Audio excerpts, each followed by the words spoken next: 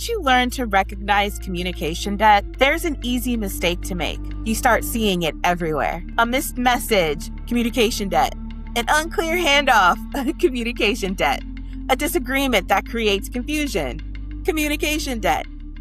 But that's not how this framework works, because not every communication problem becomes communication debt. Some problems happen and they get resolved, and it ends right there. Others keep returning. Some leave something unresolved that the organization continues carrying. So where's the line? When does an ordinary communication problem become something more?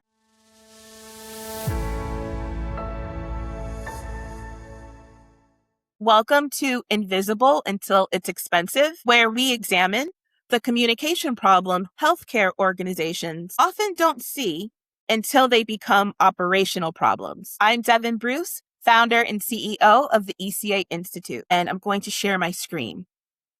In the last video, we introduced communication debt as what happens when unresolved communication problems quietly accumulate until they become operational problems. But there's a very important boundary around that definition. A communication problem occurring does not automatically mean an organization has communication debt. In fact, communication problems are normal because people misunderstand each other, information gets missed, expectations aren't always clear. Two people can walk away from the same conversation with different interpretations. Many of these problems get noticed, corrected, and resolved. Nothing meaningful is carried forward.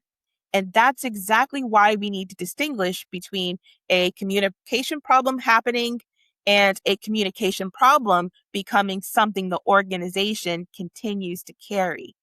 So let's look at what happens after the problem occurs. Let's start with something simple. Imagine a nurse receives an instruction, but one piece of information isn't clear. They ask a question. The information is clarified. Everyone now has the same understanding and the work continues. That's technically a communication breakdown, but it isn't necessarily communication debt because the problem ended. Nothing unresolved had to be carried into the next shift or the next conversation or the next decision. That's an important distinction. The existence of a communication problem isn't what determines whether communication debt develops. What matters is what happens after the problem. So does it end? Does the same or a closely related problem keep returning? Does something remain unresolved? Does someone now have to carry extra responsibility, effort, or uncertainty forward because it wasn't resolved? And eventually, does that unresolved issue begin creating consequences beyond the original communication problem? Those are very different outcomes. And understanding those differences helps us see why some communication problems end in the moment, while others may become something an organization continues carrying. Let's start with the simplest outcome. Sometimes a communication problem happens, gets corrected, and it ends. Maybe the piece of information was misunderstood during a handoff, and someone notices it, they ask for clarification, and the misunderstanding is corrected. The people involved now have the information they need. There's no lingering ambiguity, no workaround, nothing from that particular problem needs to be carried into the next interaction. This is what we call an isolated communication breakdown. And I want to be careful with this word isolated because it doesn't mean the problem was insignificant. A single communication breakdown can still create disruption. Depending on the situation, it can even have serious consequences. But the distinction we're making here is about what happened to the communication problem afterward. Was it corrected and closed, or did something remain? If the problem was corrected and nothing was left unresolved, then we don't need to call it communication debt. The communication problem happened, it was addressed, it ended. But now imagine something slightly different. The problem gets addressed, and then it happens again. Now we're dealing with something different. The communication problem was addressed, but the same problem or something closely related to it keeps happening. Imagine a team repeatedly runs into confusion during the same type of handoff. Each time someone catches it, someone clarifies the information, the immediate issue gets handled, and the work continues. But a week later, another team encounters essentially the same problem. Then it happens again. At this point, we're no longer looking at one isolated communication breakdown. We're looking at a reoccurring communication problem. And reoccurrence gives us very useful information. It tells us that whatever was done in the moment may have corrected the individual incident without preventing the problem from returning. But here's where I want to draw another very important boundary. Reoccurring does not automatically mean communication debt. The fact that a problem keeps happening tells us there's a pattern worth examining. It does not, by itself, tell us that unresolved communication is being carried forward or creating accumulating consequences. That's why simply counting how many times a communication problem occurs isn't enough. We have to ask other questions, like, after this problem occurs, is something still being carried forward because it remains unresolved? Because once the answer to that question becomes yes, we've crossed into a different kind of problem. This is where the distinction becomes especially important because so far we've looked at communication problems where the underlying issue was resolved. But sometimes it isn't. A question remains unanswered. A decision is made, but part of it is still unclear. Responsibility is discussed, but ownership isn't actually settled. At this point, we know we have an unresolved communication problem, but that still doesn't tell us everything we need to know because we need to ask another question. Is something being carried forward because the issue remains unresolved? Sometimes the answer is no. The issue is still open, but no continuing organizational burden is evident yet. No one is having to compensate for it or carry additional responsibility or repeatedly work around it. That's just an unresolved communication problem.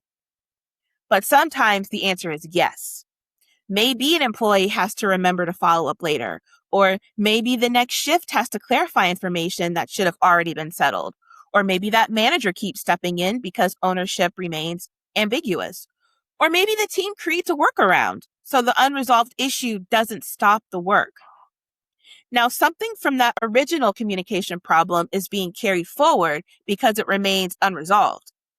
That's what we call an unresolved communication obligation. Now, notice the distinction. An unresolved communication problem remains open. An unresolved communication obligation remains open and creates something the organization now has to carry forward because of it. But even here, we're not automatically calling that communication debt. Someone having to follow up once doesn't prove debt has accumulated. Or workaround existing doesn't prove it yet either, because there's still one more important question we need to ask. Is that unresolved obligation beginning to create broader operational consequences beyond the original communication problem? Because that's where we begin looking for possible communication debt. And this is the final distinction. We already know that something from the original communication problem remains unresolved. We also know that because it remains unresolved, the organization is carrying something forward. Maybe that's extra clarification. Maybe it's a workaround. Maybe someone is repeatedly absorbing additional effort or responsibility. But now we ask, is that unresolved obligation creating broader operational consequences beyond the original communication problem? So imagine ownership around a particular responsibility was never fully settled. At first, someone simply steps in and they handle it. But over time, different people begin interpreting that responsibility differently. Follow-up becomes inconsistent. Work gets duplicated. Decisions take longer because people have to keep clarifying who owns what. And eventually, managers are spending time resolving problems that appear on the surface to be separate operational issues. The original problem wasn't clear ownership. but now the organization appears to be carrying consequences beyond that original communication problem. This is where we may be looking at communication debt. And I deliberately use the word possible here. Seeing rework, delays, duplicated effort, inconsistent execution, or additional strain does not on the surface prove that communication debt caused those outcomes. Those consequences can have many causes.